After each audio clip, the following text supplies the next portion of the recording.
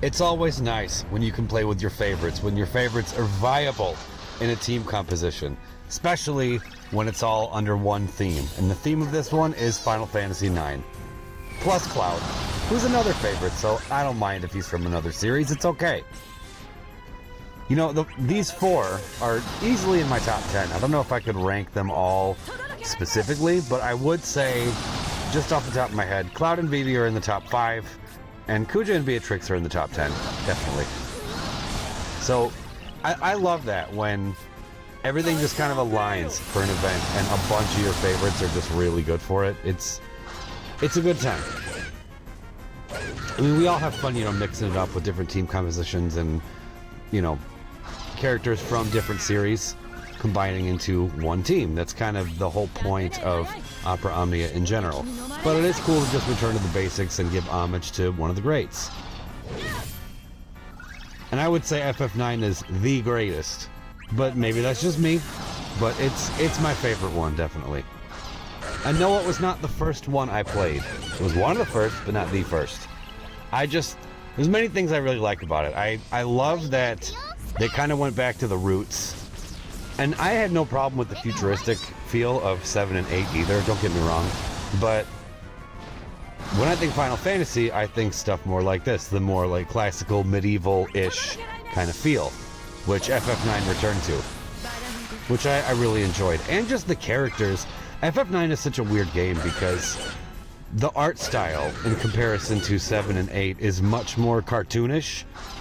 I don't want to say chibi, but some people do call it that. That's fine, whatever. But it is very much more that than 7 and 8 were. And yet, the characters have so much depth. Some more than others, of course, but I'm going to say I think that Vivi's probably the most interesting character in the entire Final Fantasy series. For me personally. Because he's a lot more than just, oh hey look, they made a black mage into its own character. They also made that character have like the coolest story arc ever, like the most thought-provoking, kind of just crushing story arc. I don't want to give away spoilers, but I might end up doing that in the course of this video because Final Fantasy IX is like 20 years old, so you should have played it by now. But there's definitely parallels between some of these people, like Kuja and Vivi, definitely. Both of them grapple with their own origin, existence, and fleeting mortality in vastly different ways. I mean, with Vivi, that's a big theme for him throughout the entire game. And he's an 8-year-old kid, knowing that at any moment he could just drop dead. I have an 8-year-old kid, so I don't know, that's pretty heavy for me, personally. And just looking at the two of them, there comes a point, that scene on top of the Eiffel tree when they approach Kuja, it's Zidane, Vivi, Aiko, Garnet, and Amarant. They get to Kuja at the top of the Eiffel tree. This is right before he betrays Queen Braun. Yeah, I'm doing spoilers, so if you don't want spoilers, turn this off. And they all approach him to just call him out and try to stop him. The first person that Kuja acknowledges is Vivi. He says something to the tune of like, oh look, it's one of the soulless dregs, referring to the black mages. Because in FF9 lore, black mages are artificially created as soulless, sentient weapons of mass destruction to do the bidding of those in power. And in this case, it would be Kuja and Queen Braun are controlling all the black mages. So Kuja calls Vivi out. Vivi's already struggling with this.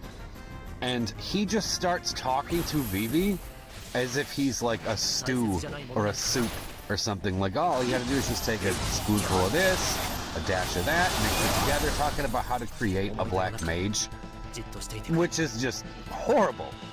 But then eventually, it gets to a point where Kuja got what was coming to him with those comments, because the same thing kind of happens to him. Not quite as demeaning, but he learns that he is, ironically, kind of the same as the black mages that he creates and looks down upon.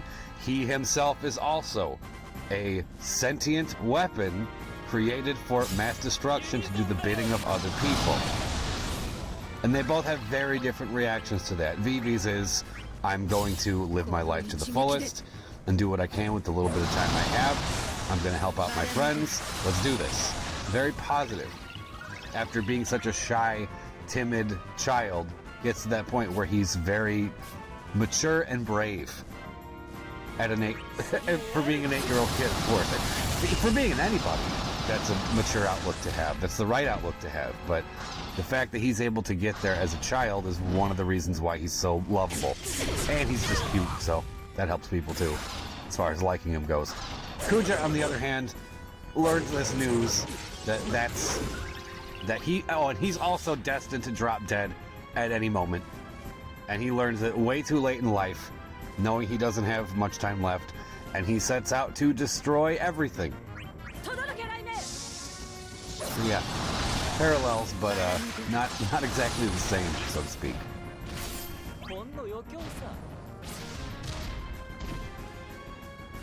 Speaking of my 8-year-old, she's very happy that Beatrix got this LD. She wants to play again real bad.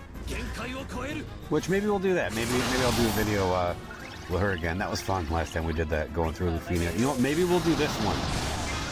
Yeah, you know what? Yeah, we'll probably do this one. I know she'll want to be Beatrix. It'll be awesome.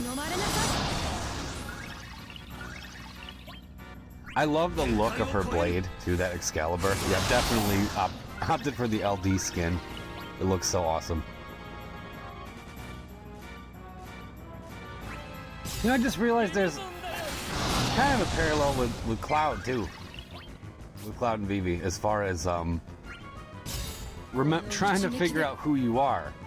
I mean, it's a little different because Cloud's is more like his memories aren't even his own anymore, kind of thing. And Vivi's is a little different from that, but there's definitely a similarity, I'd say. Yeah, are you sensing a theme? Self-discovery and finding out who you are and what to do. That tends to be what I go for as far as favorites. That's just one of many things, I guess. Looking back at this, I probably should have bursted earlier for a few reasons. One, if I would have done this earlier, Cloud could have taken advantage of Kuja's burst effect while he was still here, and he's on his way out, so definitely should have done this earlier. So that's one reason, and the second reason is going to be right here. I was not looking at the HP thresholds. So that means right before we get the Trans Kuja Grand Finale, they buff themselves and cleanse the Imperil. Whoops! But that's alright.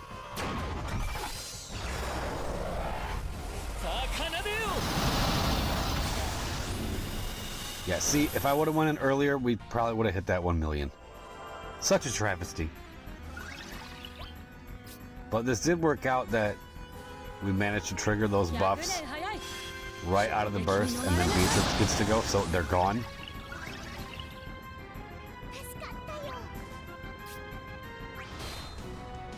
Speaking of, look who's back. I didn't really want Vivi to be the swap, but he kind of had to be for a few reasons. One, they resist dark, and with the constant cleansing and rebuffing of frame buffs, it's not like Vivi can just pop Doomsday whenever he wants to get the Imperil back on. You gotta cleanse the buffs first. So it's easier to just kind of wear that out without him there. And then he comes back with tons of juice to just take them out quickly when they're on their last win.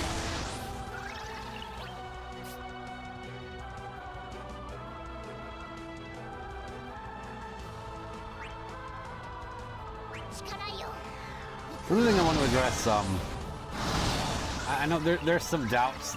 I got some doubters that people actually said this, but trust me, I've heard it from a few people. I'm not going to mention names. I'm not that mean. I'm not going to, like, this isn't meant to be like a call-out video, but something I kept hearing is Beatrix is not good for her own Lufenia.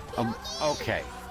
First of all, I understand why people out there skipped Beatrix. She is good, but she isn't game-breaking. I pulled for her simply because favorite. And I like her kit, if I'm being honest. So it makes sense to me why people would skip her if they're going to go strictly... If they're going to pull strictly for meta purposes, skipping Beatrix does kind of make sense. Especially if you have other viable Dispellers already. But that's one thing. But to say Beatrix is not even good for her own Lufenia is just BS. I'm sorry. Like, no, that's not true at all. And the counter argument to it makes even less sense, because it's like, well, you don't want to get rid of all the buffs because the orb keeps counting down. And if that happens, then, yeah, because, you know, the orb is based on dispels. You know what I'm trying to say. So, but what I keep hearing is Cloud is better for it because he can only dispel one buff at a time. So that way he can keep the orb at bay. Beatrix does exactly the same thing. Literally exactly the same. She wipes all the buffs clean, okay, so you don't have to worry about it. But then whenever they get turns, they put a buff back on. So then Beatrix attacks, the buff goes away. So she keeps the orb at bay just as well as Cloud does, and gets rid of that awful HP regen that these guys have. Cloud doesn't do that. So I don't know what people are talking about as far as Beatrix not being good for her own Lufenia. Not true whatsoever.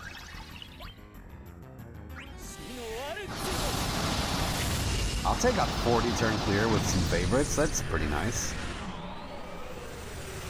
If this video was longer, I would have went on and on about different FF9 lore and stuff, and it would have been good, but maybe for another time. So I hope you enjoyed. Thanks for watching. Get down here, Merc.